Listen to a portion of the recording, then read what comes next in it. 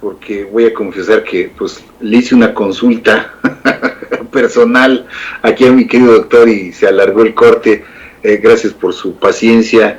Pero a propósito de esto, queridos amigos, me parece prudente e importante reiterar a través del doctor Frisby, que ya nos lo ha dicho, ya nos lo ha platicado, pero hay temas en los que es necesario insistir.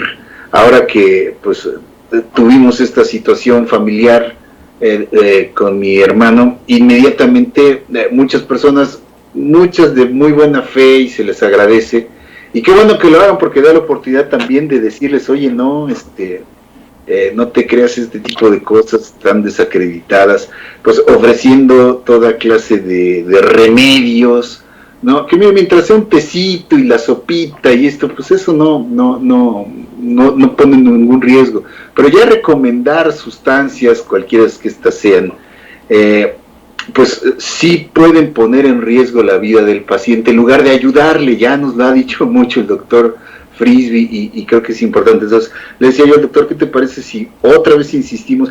¿Qué debe hacer una persona? Mira, es que sí, yo entiendo que caemos en la paranoia, Doc, cuando sabemos o que nos hemos infectado, aunque no aunque no presentemos síntomas, caemos en la paranoia, o bien cuando estuvimos en contacto con alguien que ya fue declarado, diagnosticado, positivo. ¿Qué es lo primero que una persona tiene que hacer cuando recibe una prueba positiva? Él, y qué tiene que hacer su entorno, qué tiene que hacer su familia, cómo se cuida, cómo se protege, cómo se previene. No hay que correr a la farmacia y abotarse de lo que sea. No, ¿qué es lo más sensato que tenemos que hacer, doctor, en estos casos? Bienvenido, buenos días y nuevamente gracias como siempre, mi doc. Buenos días a todos. Bueno, en primer lugar lo que tenemos que entender es que en el mundo hay una pandemia.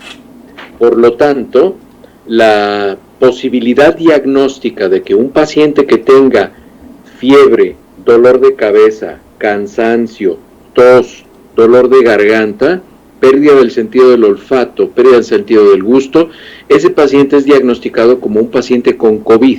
Recuerden que ya lo hemos platicado, hay dos tipos de pacientes COVID, están los pacientes COVID sospechosos y los pacientes COVID confirmados. Los pacientes COVID confirmados son 1/3 del total de los pacientes que se han enfermado de COVID.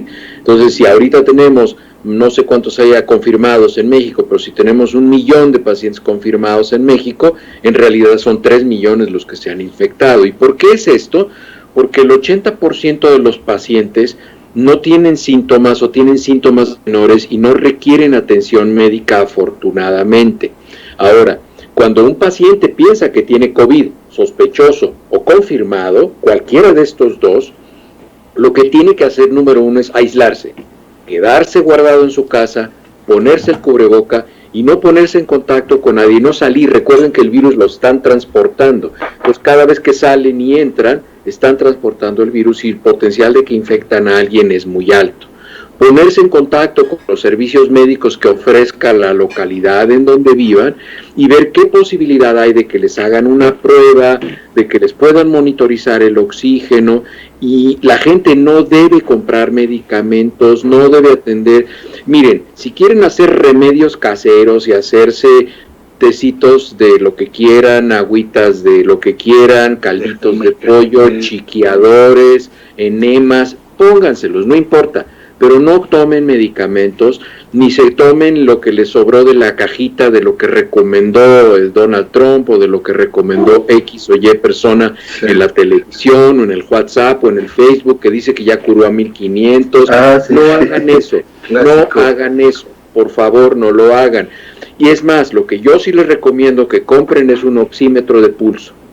Vayan y cómprense un oxímetro de pulso, porque, abusados, y esto quiero que lo escuchen con mucho cuidado, los pacientes COVID hemos observado que son pacientes que tienen algo que se llama la hipoxia feliz, happy hypoxia. ¿Eso qué significa?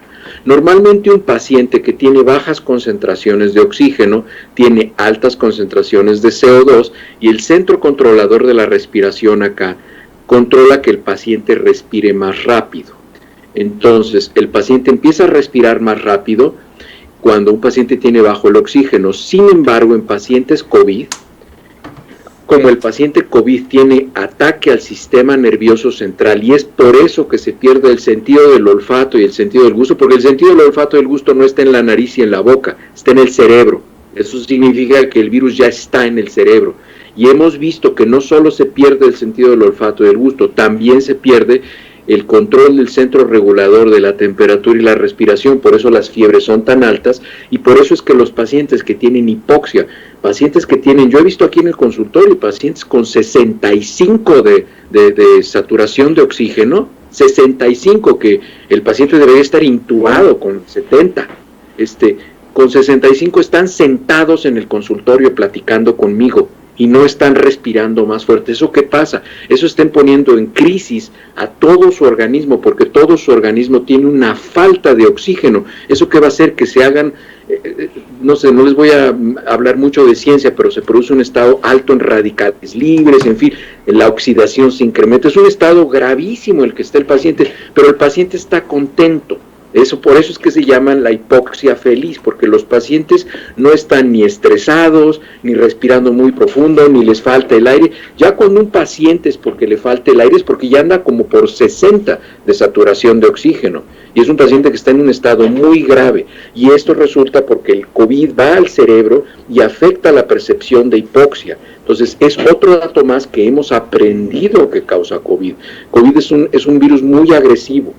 Y entonces es muy importante que los pacientes no tomen remedios, no hagan cosas que no se recomiendan. Cómprese un oxímetro de pulso, no sé cuánto cueste, pero créanme que les sale más barato que ir a comprar medicinas que no les van a servir. Desde luego los antibióticos no sirven.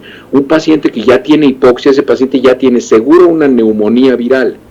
Un paciente con una neumonía viral no necesita antibióticos. El COVID, ¿qué va a curar el COVID? ¿Cuál es el tratamiento de COVID? No existe el tratamiento de COVID. No hay nada que cure COVID. COVID lo va a curar el sistema inmunológico del paciente. Entonces, ¿para qué se van al hospital? ¿Por qué les dan medicinas? Porque se tratan las complicaciones asociadas a COVID.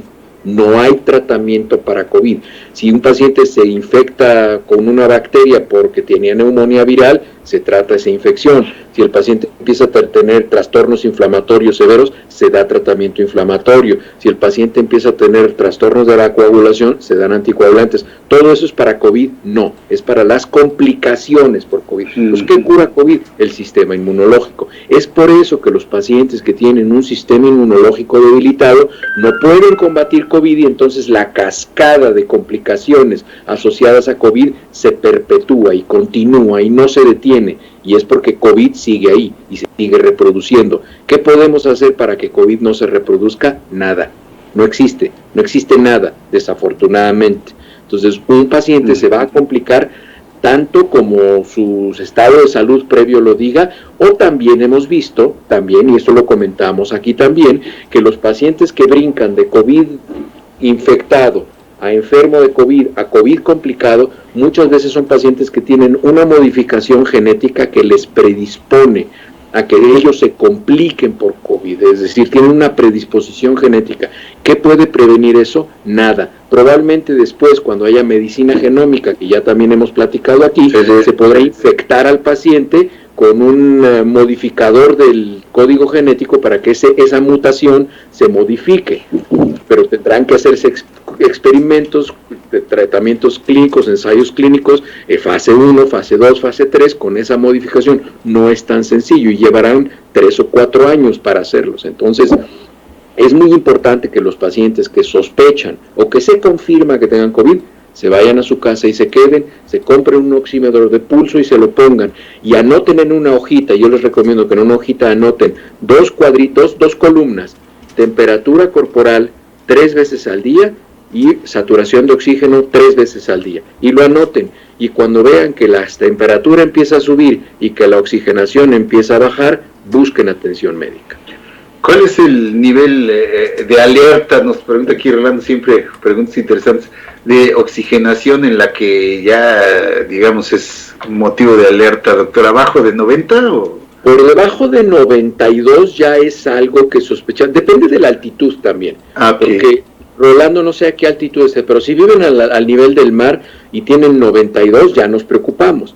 Pero, por ejemplo, para las personas que viven a una altitud de León, Guanajuato, aquí en la Ciudad de México, Guadalajara, toda esa gente, cuando llegan a 92 nos preocupamos. 88 ya es bastante serio. Pero para que todo esto lo sepamos, necesitamos tener un oxímetro de pulso. Entonces, es muy importante que la gente se compre un oxímetro de pulso.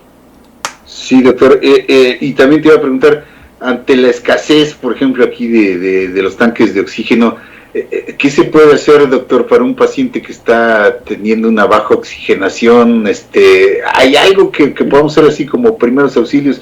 Digo, una respiración boca a boca, pues no con un paciente COVID. No, la respiración boca a boca no tiene la finalidad de oxigenar a la persona. La respiración boca a boca lo que tiene la finalidad es de expandir los pulmones y que el paciente pueda introducir aire porque se recupera la mecánica ventilatoria, pero no, una respiración boca a boca, pues prácticamente, acuérdense, lo que exhalamos cuando soplamos es CO2 principalmente. CO2, claro. Entonces estamos inflando los pulmones para que eso estimule de alguna manera la presión negativa, comprima el corazón y el paciente recupere su capacidad de respirar, pero no le estamos oxigenando. La bolsa está destraza o algo que pueda hacer. Nada, no, lo único que el tratamiento, acuérdense, ya se los he dicho a los pacientes, porque hay muchos pacientes que me dicen, es que a mí no me gusta usar el oxígeno, le digo, mejor denme una medicina, es que el oxígeno es una medicina. Claro. El oxígeno es un tratamiento para un problema de salud.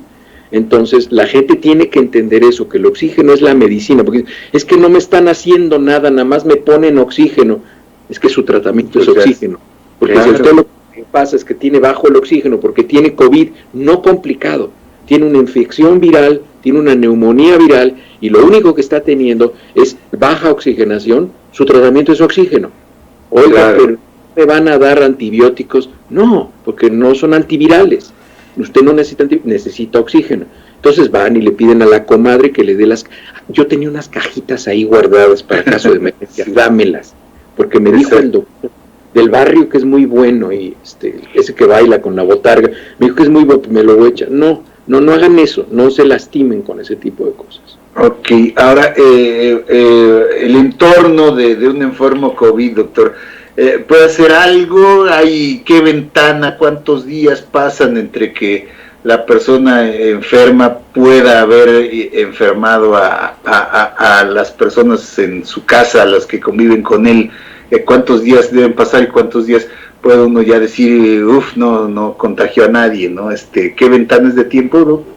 ¿Y qué pueden hacer? ¿10 días? Y a los 10 días la persona que se expuso no ha presentado, vamos a poner un rango más amplio, vamos a decir 14 días, que es lo que hicieron, por ejemplo, en Japón, en Nueva Zelanda, una persona que entraba al país lo confinaban 14 días y si a los 14 días la prueba de PCR de COVID era negativa, ya se podía integrar a la sociedad.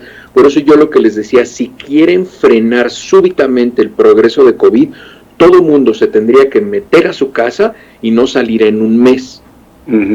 ¿Por qué? Porque son 14 días de que se pudieron haber expuesto y a los 14 días es los pacientes que pudieron haber tenido el segundo. O sea, acuérdense, hablamos ya el intervalo de la serie. El intervalo de la serie, si es la variante esta del Reino Unido o alguna otra variante, se abrevia el intervalo de la serie, es decir, de que se infecta el paciente 1 más rápido, el paciente 2, pasan de 10 a 14 días, pero en el intervalo de la serie más breve puede contagiarse hasta los 3 o 4 días. Entonces, esto es lo que tenemos que entender y depende de qué variante estemos hablando. Ahorita calculamos que hay como 18 variantes diferentes de COVID en el mundo, pero solamente hay 2 o 3 que son un poco más agresivas que la variante original y esas son en las que nos concentramos, que son las que pueden causar un incremento súbito de casos, que lo que estamos viendo, por ejemplo, en la Ciudad de México, probablemente haya algunos casos que estén asociados a esto, o puede ser porque la gente está incrementando su movilidad, que bueno, los casos que estamos viendo ahorita justamente en la Ciudad de México, son consecuencia de las fiestas de diciembre, incluyendo los descerebrados cretinos, estos que de TV Azteca que salieron tomándose fotos en Twitter, ¿no? Prevención, algo que se pueda tomar, vitamina C, algo para eventualmente aprovechar esa ventana de oportunidad, ¿se puede hacer algo, doctor? Hay un artículo publicado que salió hace 4 meses en el cual hubo un grupo de personas que tomaron vitamina C y vitamina D y disminuyeron el grupo de personas que tomó vitamina C y vitamina D combinado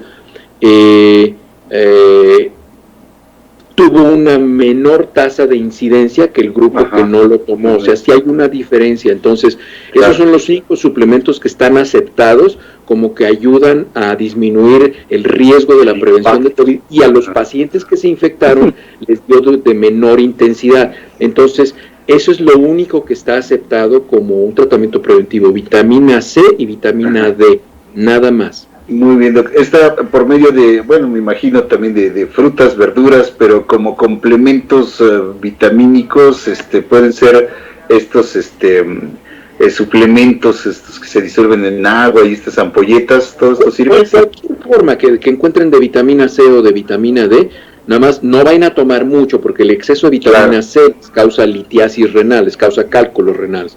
Entonces tomen la dosis recomendada. Ahí viene la dosis recomendada de vitamina C, la dosis recomendada de vitamina D. La intoxicación por vitamina D es muy severa, entonces no es exagerar, no, si toman más se benefician más, no. Tomen la dosis que se dice ahí, y eso sí los protege. Desde luego, pues lleven un estilo de vida saludable, no fumen, hagan ejercicio, todas estas recomendaciones, pero sí, vitamina D y vitamina C combinados, sí está demostrado que ayudan. Muy bien, Doc. Eso, ni hablar ya, aquí me preguntan, te digo nuevamente esto del dióxido de cloro, doctor, bueno, te preguntan, muy bien, cero, nada de eso, o sea, deséchenlo por completo. Retiren el saludo y la palabra a quien les recomiende el dióxido de cloro, porque son ignorantes y probablemente hasta mala voluntad les tenga. Sí, es hasta peligroso, ¿no, doctor? El mentado dióxido de cloro.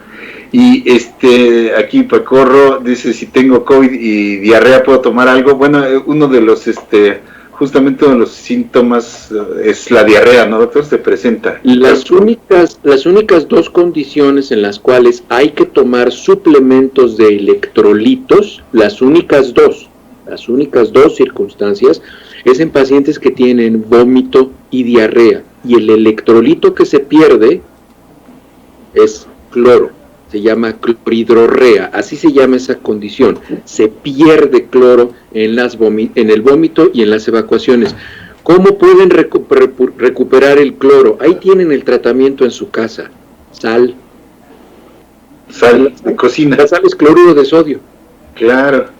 ¿Sal de cocina o sal de mesa, doctor? Lo único que tiene una cerveza, se pueden echar una, digo, no digo pero bueno, no te digo sal de mesa. Ah, yo entendí una cerveza. También. Bueno, pues si se quiere tomar una cerveza, también viene el la sal de mesa es cloruro de sodio, exactamente. Entonces es un átomo de sodio, NaCl, es cloruro de sodio. Ahí tienen el tratamiento. No necesitan comprar sobrecitos de electrolitos, ni botellitas, ni nada caro. No tiene que costarles caro. La solución está en su casa. Yo lo que les recomendaría es que pues háganse un caldito de pollo medio saladito y con eso se recuperan de la falta de cloro. Ok, doctor. Ahí está, perfecto. Sí, porque te decía, siguen, desafortunadamente, tenemos un año promediando con este asunto del COVID, y cuando pues cada vez nos llega más cerca, ¿no? Entonces podemos escuchar muchas cosas y a veces verlas así muy ajenas, pero cuando nos cae el asunto en las manos, tal vez ya no saben ni para dónde jalar, ¿no? Entonces, claro, eso se llama miedo, Jorge, y es muy comprensible, o sea, muy comprensible. Es como los pacientes, mira, un grupo de pacientes de los más engañados y más estafados en el mundo son los pacientes con cáncer. Y la razón es porque, bueno, ellos tienen la amenaza de muerte, y entonces pues le van a entrar a todas. Y si les dicen que le entren al agua de Tlacote, le van a entrar. Sí. Si dicen que le entren a los imanes, le van a entrar. Y si les que le entren a los cuarzos, le van a entrar. A las limpias, le van a entrar. A esta cosa del cloro, le van a... Y es de alguna manera comprensible, pero es por eso que los pacientes tienen que buscar un médico o una persona que se dedique al cuidado de la salud, en quien confíen y que sea una persona honesta, que no los vea como una fuente de ingresos. Así como tú, amigo. Desafortunadamente así estos. Ahora con COVID también está pasando. Sí. Está metiendo una cantidad de remedios. Había un doctor en California que vendía una cajita feliz de tratamiento para COVID. Ponía en una cajita, ponía hidroxicloroquina, citromicina y no sé qué tantas cosas ponía, y lo anunciaba y tenía su página de internet, todo esto. Lo que pasa es que aquí no se andan con cuentos, y el tipo ya está en la cárcel 15 años porque lo agarró el FBI.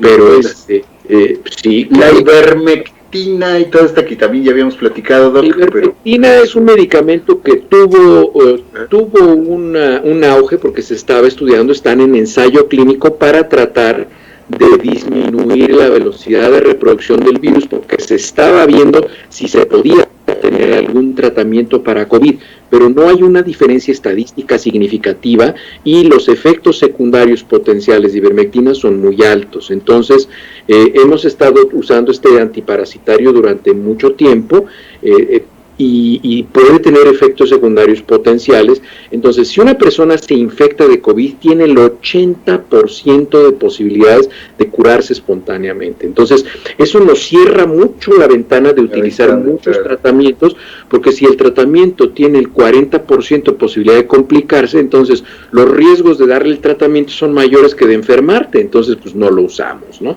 ¿Qué es lo que está haciendo a la gente con la vacuna? Por ejemplo, pero es que la vacuna, por ejemplo, estoy viendo que ahora hay un periodista que está obsesionado con sacar noticias respecto a los efectos que se presentó en la gente después de la vacuna, y presentaba hace unos días un artículo de Dinamarca en el cual en Dinamarca decidieron vacunar, así como en México lo decidieron, vacunar a los adultos mayores, porque son un grupo que tiene una mortalidad del 80%.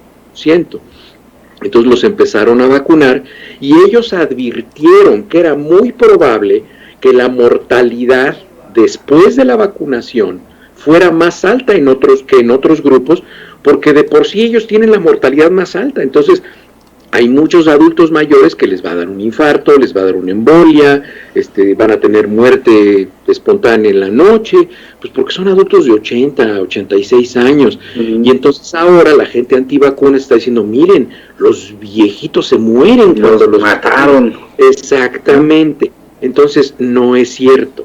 Para deshacerse de ellos, ¿no? Sí, no, obviamente está siempre este riesgo de tener estas complicaciones, y ante la fragilidad de personas, como nos has dicho, con comorbilidades o con edades muy avanzadas, pues siempre habrá ese riesgo. Por eso decían ahí ellos, finalmente, creo, doctor, dejaban a cada médico que atendía directamente y que conocía al paciente, la historia clínica del paciente, la decisión de inyectarlos o no, doctor? O sea, en este determinado caso. Otra pregunta también, doctor, del ámbito personal. Digamos, una persona que está en COVID, que puede persistir y luchar con el virus, cuando regrese a casa, ¿sigue siendo una persona potencialmente infecciosa, o sea, capaz de contagiar? Esa es una pregunta muy importante, Jorge, porque hay mucha gente que dice, como ya se infectó de COVID, ya no necesita vacunarse. No sabemos qué tan fuerte, qué tan eficaz y qué tan larga es la inmunidad de un paciente que ya se infectó de COVID. Para eso sirven justamente los ensayos clínicos y los experimentos, porque sabemos que una persona que se vacunó con la vacuna de Pfizer tiene garantizado que en un año tiene inmunidad. Está garantizado. Pero cuando se enferman, no hay garantía, y es por eso que he visto que hay personas que se enferman de COVID en febrero de 2020 y se vuelven a enfermar en noviembre del 2020. ¿Eso qué quiere decir? Que es muy probable que la enfermedad confiera inmunidad muy leve y por muy corto tiempo, y que el paciente se pueda volver a enfermar. Es por eso que es muy importante que la gente que ya se enfermó de COVID se vacune. ¿Por qué? Claro. Porque si les vuelve a dar, les va a dar peor. Exacto, sí es lo que ha pasado. Van a tener muchas más secuelas porque ya les dio doble. O sea, van a hay casos de fallecimiento a la segunda infección o a la reinfección. Como diríamos en el boxeo, ya los agarran tocados. Sí, porque pueden ser casi asintomáticos en la primera infección y en la reinfección, incluso hay casos que han muerto, ¿no? Y personas jóvenes. Claro, y esa es la explicación, que ya se afectaron, que ya están dañados, que ya su tejido pulmonar está fibroso, y entonces se infectan. Y fíjate lo que pasa, que muy probablemente la variante con la que se infectaron la primera vez es diferente a la variante con la que se infectaron la segunda vez. Claro. Y esta variante de la segunda vez es la versión mejorada del virus. Entonces, toda la defensa inmunológica que pudieran haber generado, no es que sea más fuerte, es que es diferente. Toda la respuesta inmunológica que hayan podido generar para este virus es poco eficiente para este. La vacuna cubre a los dos. Por eso los pacientes que ya se enfermaron, es más, yo diría que dentro del grupo de mayores de 65 años, que es un grupo de factor de riesgo, ahí deberían meter también a los pacientes que ya se recuperaron de COVID, a los sobrevivientes de COVID, porque esos pacientes también, si se infectan, se los puede cargar el pintor. Es como una comorbilidad, doctor. Exactamente. Haberte infectado muchas enfermedades, el mayor factor de riesgo que existe es haber tenido la enfermedad. Por ejemplo, si tú ya tuviste piedras en los riñones, tú tienes un factor de riesgo mucho más elevado que alguien que nunca ha tenido. Entonces, la litiasis renal es una comorbilidad para litiasis renal. Claro, ahora son conceptos que muchas veces a la gente le cuesta trabajo entender, pero qué bueno, digo, ya me están haciendo preguntas de muy buen nivel aquí, me encanta, porque ya quiere decir que no estoy predicando en el desierto. No, doctor, pero nada, lo que pasa es que a veces hay que ser pues repetitivos, ¿no? Claro, ¿no? Y además tanta información. Déjame decirte una cosa, digo, no voy a decir quién es tu familiar enfermo, porque eso es una cuestión muy personal, pero aquí ya te está afectando a ti personalmente. A ti ya te está infectando personalmente, entonces ya paras las antenas más, ya escuchas más, y ya tomas mejor la información, porque así somos, cuando nos afecta personalmente ya le damos una atención mejorada a la comunicación. Claro, mucho más atenta. Sí, doctor, respecto a eso, ¿cuánto tiempo sigue siendo un riesgo de que contagie esta persona? Vamos a decir, que mi hermano salga este fin de semana del hospital, sigue siendo capaz de infectar, por ejemplo, a mi mamá que vive con él, ¿no? Por ejemplo. Puede ser, aunque la cantidad de virus que tiene tu hermano cuando ya sale del hospital y ya es asintomático es muy baja. Eso es lo que le llamamos el inóculo. El inóculo es la cantidad de virus que recibe una persona. Entonces, cuando una persona trae el cubrebocas puesto, cuando una persona tiene su cubrebocas, puede infectar a la otra persona, pero como se están quedando muchos virus en el cubrebocas, el inóculo es muy bajo, y una persona que se infecta con un inóculo bajo, está demostrado que genera una enfermedad mucho más leve. Es uno de los beneficios adicionales de utilizar el cubrebocas. Entonces, el cubrebocas es una protección parcial, pero hay que explicar todo esto. Entonces, sí, la respuesta sería que tu hermano tratara, si es que vive con tu mamá, que tratara de no estar en contacto con ella mucho. Tu hermano sería una persona que sería altamente recomendable que utilizara un cubrebocas N95, y no tiene ningún sentido, aunque los interesados en vender pruebas en México insistan en que las pruebas son la solución, no tiene ninguna utilidad hacerle pruebas a tu hermano hasta que se hagan negativas para decir, ahora sí ya la prueba es negativa, ahora sí ya la libró, porque también está demostrado, ya salieron los artículos, que hay pacientes que persisten con una prueba PCR positiva hasta 9 meses después de haberse curado. Entonces a ese paciente le podemos estar haciendo una prueba cada semana y el único que se va a beneficiar es el que la vende. Sí, claro. Ni el paciente ni la epidemiología. Claro. Ahora, las secuelas, doctor, me decías, cuando se llega a este nivel de daño o de repercusión pulmonar, pues necesariamente o por default tendría que haber secuelas. Lo más probable es que vaya a haber cierto grado de fibrosis. Los pacientes que terminan de un cuadro que necesitan hospitalización, oxígeno suplementario o intubación, son pacientes que van a tener que ser reevaluados periódicamente y se les van a tener que hacer un estudio que se llama espirometría. La espirometría es un tubito en el cual el paciente sopla y el valor que tiene el mayor factor pronóstico es el volumen de expiración forzada en el primer segundo. Cuando un paciente sopla en una espirometría se produce una curva y luego se empieza a hacer cómo el paciente respira en la onda, esta que se llama el volumen tidal, que es cómo va respirando, pero la expiración forzada en el primer segundo es el que nos da el valor pronóstico. Si vemos que ese se va disminuyendo o se va aumentando, establecemos un factor de evaluación pronóstica en el paciente, y los pacientes que tuvieron intubación, como van a tener fibrosis pulmonar, necesitan una evaluación funcional constante después de haber sido dados de alta, y necesitan, además de la evaluación funcional, una evaluación visual de los pulmones, porque recuerden, la fibrosis pulmonar causa cicatrices, y las cicatrices son sitios frecuentes en los cuales se presenta cáncer pulmonar, adenocarcinoma específicamente. Ok, doctor. Y he leído que uno de los órganos que tienen mucha capacidad también de regenerarse son justamente los pulmones.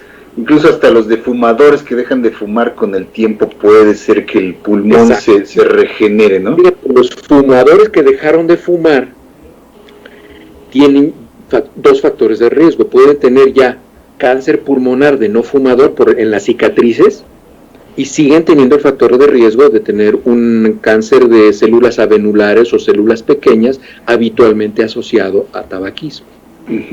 Pero sí hay esta regeneración, sí puede pulmón, claro, se regenera. El pulmón es uno de los órganos que es más, fíjate, si por ejemplo yo tuviera cáncer pulmonar del lado derecho y me quitan el pulmón, lo más probable es que a través del mediastino el pulmón izquierdo se va a herniar, es decir, se va a pasar y va a empezar a crecer y va a empezar a ocupar el espacio vacío del lado derecho.